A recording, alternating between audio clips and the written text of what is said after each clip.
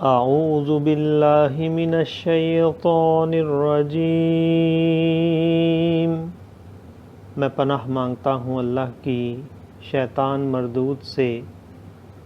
بسم اللہ الرحمن الرحیم، اللہ کے نام سے شروع جو نہایت مہربان رحم والا۔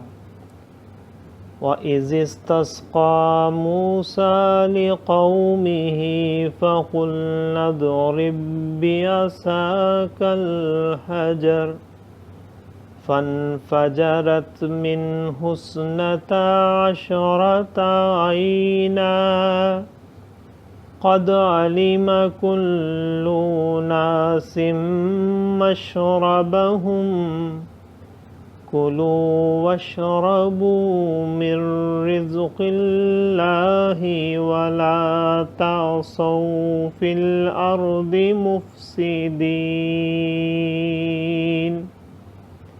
صدق اللہ العظیم۔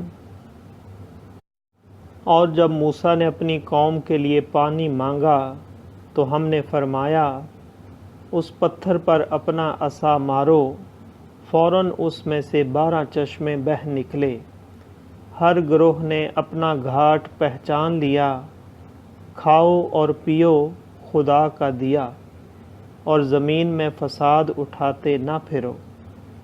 صدق اللہ العظیم۔ معزز سامعین اور حاضرین، آج ہم نے سورہ بقرہ کی